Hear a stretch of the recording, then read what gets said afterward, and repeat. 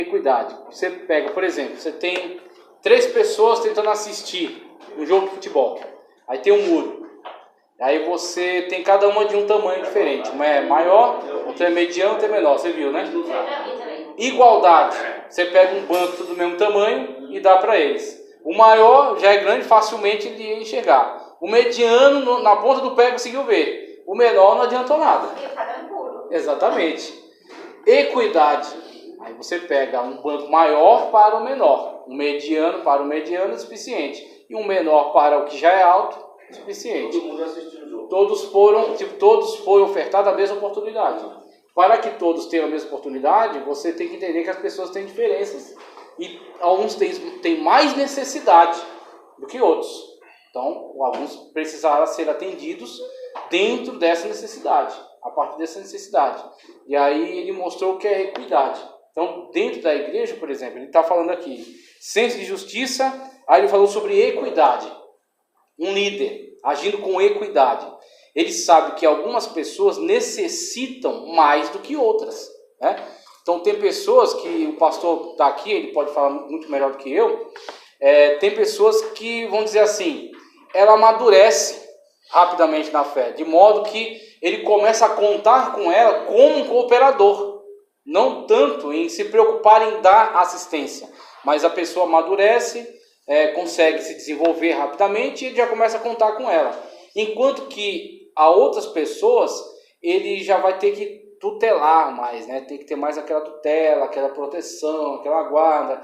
A pessoa oscila na fé, ela desanima. Pois é, tem que estar. Vamos para a igreja, meu irmão. Vamos, né? Não desanima não. É assim mesmo. Deus vai dar vitória. Não sei o quê. Por quê? Essa pessoa tem mais carências, né?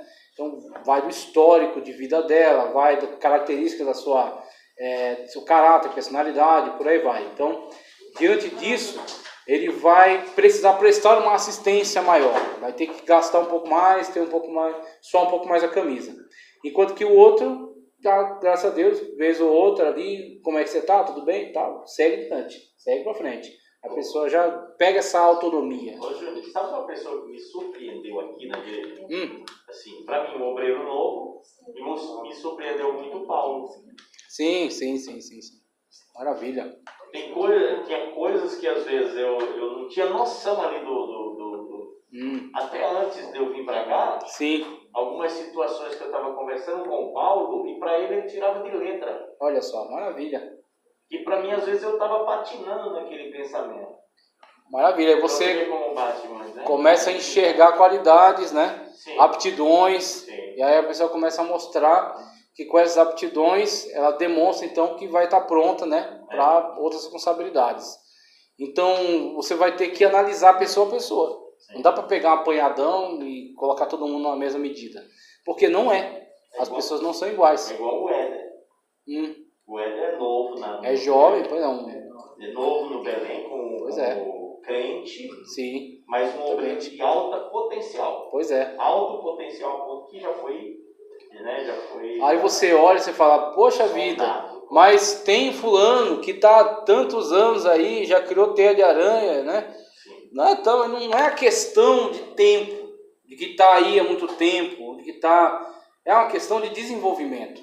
Então a pessoa apresentou resultados, desenvolveu, mostrou maturidade, mostrou empenho, né? Aí você entende que ela possa estar à frente dessa responsabilidade. Tem a Almadeb, ele é o segundo da Almadeb, que é um órgão que lida com jovens, a juventude.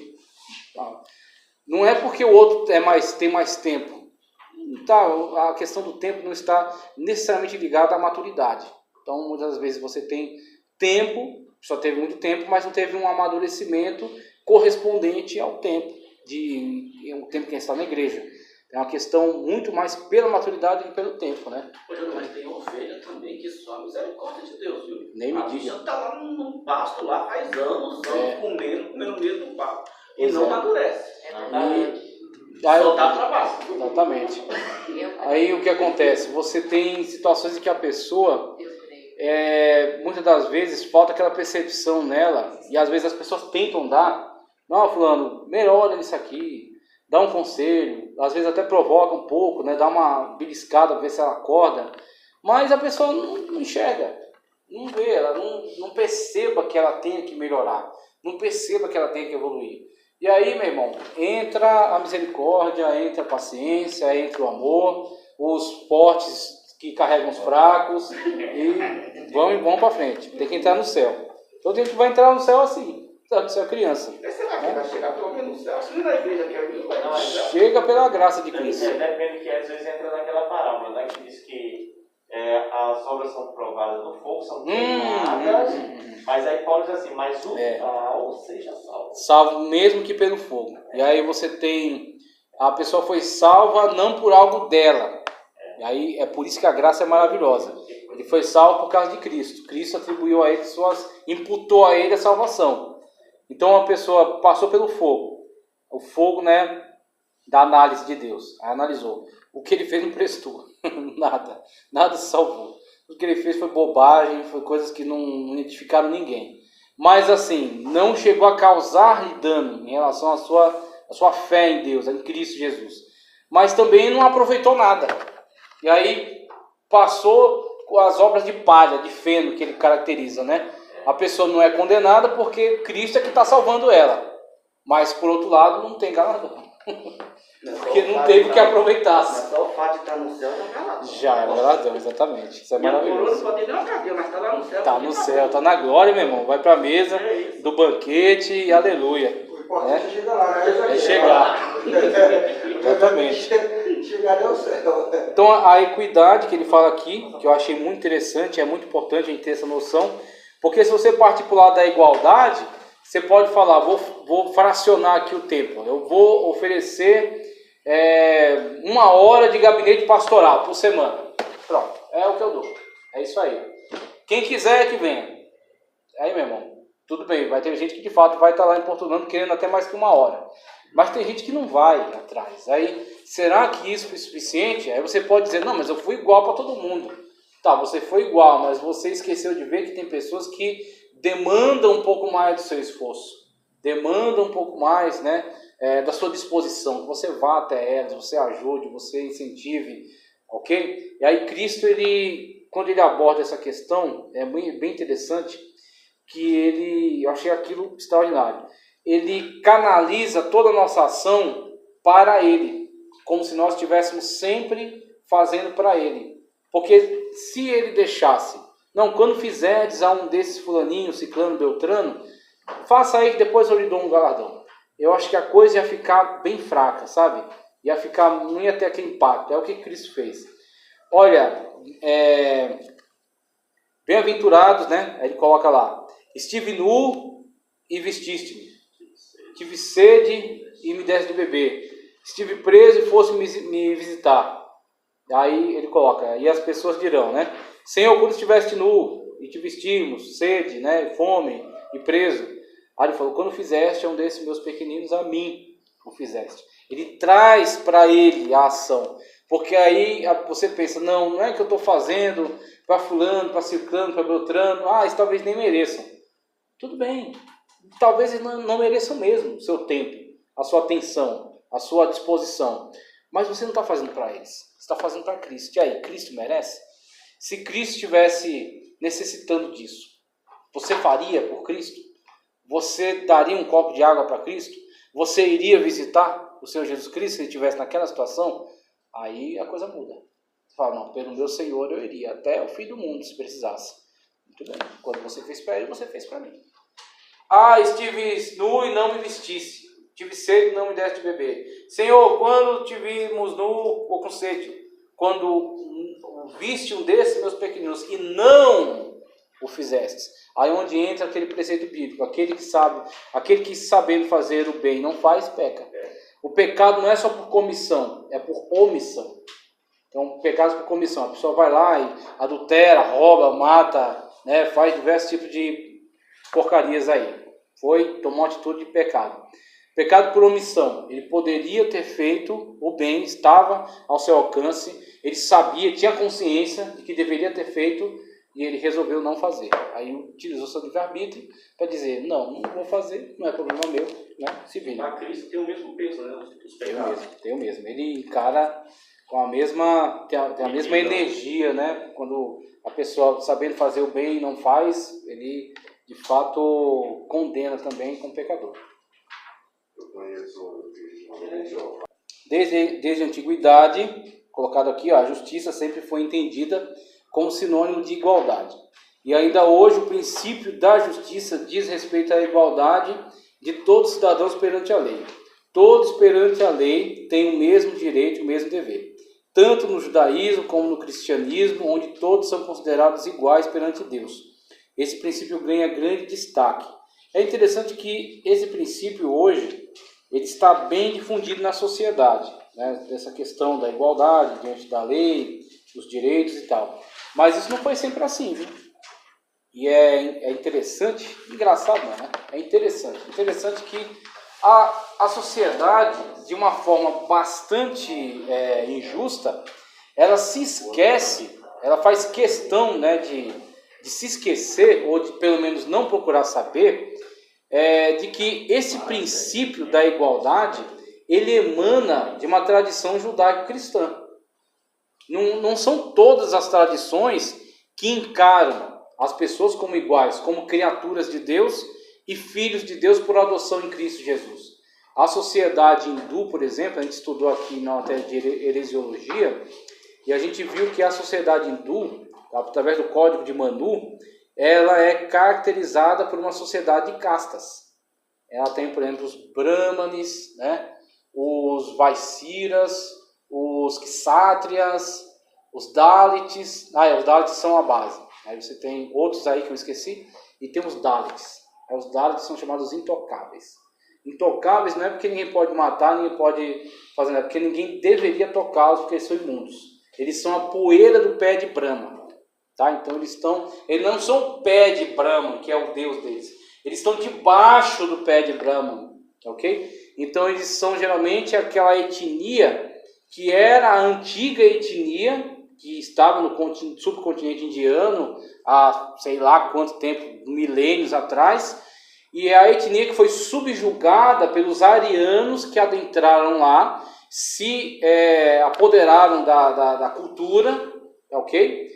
E criaram uma cultura superior sobre ela. Então você tem a cultura ariana, que são dos brahmanes, que se sobrepôs à cultura da população local, que são considerados dalits, que são atribuídos a eles os serviços mais indignos de toda.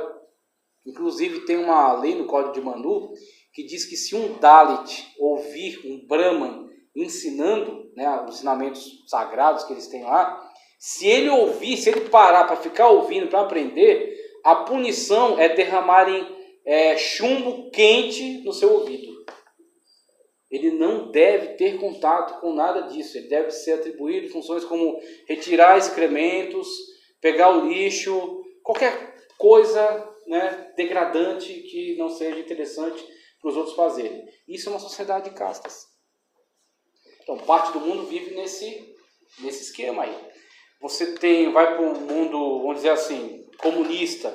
Você tem a situação na qual você tem um pequeno partido único, que detém todo o poder, e o resto da população é número, que pode ser manipulada pelo governo como quiserem, como bem quiserem. O governo da Rússia, por exemplo, durante um tempo, ele começou a escavar urânio em uma determinada vila, e aquele negócio é extremamente contagioso, radioativo. E eles não informaram para as pessoas que aquilo é radioativo. O lixo produzido eles jogavam no lago, contaminava o lago, contaminava o ar, matou as pessoas de câncer e até hoje não deu qualquer tipo de explicação. Por quê? Porque são números. As pessoas não são iguais na visão deles. Aí você vai, né, diversos tipos de sociedades que encaram isso dessa maneira. Os muçulmanos, por exemplo, eles entendem que aqueles que não se submeterem ao Islã, a Alá, eles têm todo o direito de matá-los. Não tem qualquer tipo de constrangimento. Ou você submete ou morte. Tanto que no Alcorão ele diz que todos que são contra Allah é para ser mortos. que é a jihad. A jihad, se você tem um muçulmano que, se ele for fiel aos seus preceitos, ele será, sim, uma pessoa agressiva no sentido de propagar a sua fé por imposição. Imposição, porque é o princípio da jihad. Aí você vem para o Ocidente, você tem o quê? Todos são iguais diante da lei. Aquele princípio que você é inocente até que se prove o contrário. Devido ao processo legal, por exemplo, ninguém pode ser condenado sem o devido processo legal. Ninguém pode ser imputado um crime sem que haja uma lei precedente, que já tenha sido promulgada. São princípios que só podem existir dentro da mentalidade, uma cosmovisão na qual todos sejam iguais, na qual todas as pessoas têm o mesmo valor. Então, Deus é o Criador, essa é a ideia. Deus é o Criador e todos são criaturas. Essa é a ideia básica, para que isso possa existir. Então, no lugar onde os conceitos não são esses, você tem outra gama de estruturas sociais. Ô, Júnior, mas no Brasil já tem isso. De uma outra forma, mas já tem isso. Há poucos dias aconteceu um fato, né? Sei lá, não dá nem para dizer, aquele bandido que foi solto. Ah, meu Deus. E segundo alguma... Não sei o que do rap lá? Aquele... sei. O cara, o juiz recebeu 3 milhões. Meu Deus. Que loucura, né? Simplesmente à noite libera o cara. Exatamente. Eles usaram do subterfúgio lá, de que a prisão do cara tem que ser reavaliada e renovada. Exatamente. O que o cara fez? Não avaliou. E deixou a coisa precluir, e aí o advogado foi lá e pediu soltura. Então você tem aí 2 pesos e 2 medidas, né? 3 milhões, mas o pior de todos foi o caso daquele estupro. Que alegaram culposo, né? Sei. Aquele ali, culposo, mas o cara não teve intenção. Meu Deus, que loucura. Com certeza outras pessoas de outros países ri da nossa cara. Sem dúvida. Inclusive eu trabalhei com um japonês, até já contei aqui, e ele falou para mim, eu era bem jovem, era um adolescente na época, e ele falou para mim, olha, a cultura, ela é tudo uma sociedade. Quando você tem uma sociedade com pouca cultura, você precisa ter um livro-texto de leis gigantesco, porque a lei vai ter que regular cada aspecto da sociedade, cada passo, cada manifestação da sociedade. Mas quando o povo tem uma cultura elevada, uma cultura avançada, né, desenvolvida, as leis são quase que sem necessidade. Precisa ter lá alguma regulamentação burocrática e tal, mas não a quantidade de leis que a gente tem, porque elas são ineficazes. É só isso que mostra. A cultura está desaparecendo, né, está acabando, destruindo, as pessoas estão se brutalizando, e aí você precisa de uma lei regulando cada aspecto, pelo menos atribuindo punição para que tente exercer algum controle. Por quê? Porque a pessoa está embrutecida, está quase num estado animalesco, né? Então, devido a esse tipo de inferiorização. E aí o texto que eu fui colocado ali, veja, bem-aventurados os que têm fome e sede de justiça, pois serão satisfeitos. E aí você tem essa palavra da parte de Cristo para nós, fome e sede de justiça. Então, uma igreja constituída por pessoas que prezam pela justiça, pessoas que prezam, né, por algo que seja de fato equânime, né, que traga a justiça, que de fato promova, né, essa ação justa no meio da sociedade. Quando você tem uma igreja que se preocupa com isso, é uma igreja que se posiciona. Aí ela vai se posicionar de diversas maneiras, através da sua pregação, do seu ensino, da sua atuação na sociedade, né, da sua atuação política, os seus representantes políticos, o seu voto. Pessoas conscientizadas, que vão buscar sempre o quê? Não um privilégio, que aí é onde entra outro aspecto degenerado dessa ação. A pessoa, se ela obteve privilégio, ela quer que o outro se exploda, né? Que aí é onde entra uma coisa muito baixa.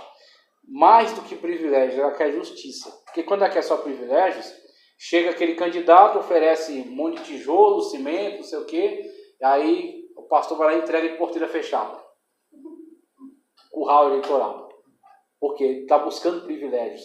Aconteceu na África um tempo atrás, muitos casos de comunistas que chegavam na igreja, conversavam, aquela conversa bem bonita, convencia o pastor ia lá, convencia as pessoas a votar nesse candidato, porque as propostas são maravilhosas, ele vai ajudar a construir uma catedral, uma escola, né, para os filhos lá dos crentes e tal. Quando o cara chegava ao poder, a primeira medida dele, ia lá, caçava, cadê, né, os documentos aí que comprovam que esse templo é autorizado, não sei o que, alvará, não tem? Fecha. Saíram fechando um monte de igreja, até que o pessoal começou a acordar, a ver que não tem como. Até o Universal caiu mesmo, né? Foi, então, até passou lá alguns perrengues, né? Ô, Júnior, mas é interessante isso aí, porque o pastor Paulo, aqui na reunião nossa, ele falou sobre isso. A dificuldade que era a nossa igreja para ser aprovado a construção de um templo. Ah, sim. Na época da Marta Suplicy. Que são entraves burocráticos e desnecessários.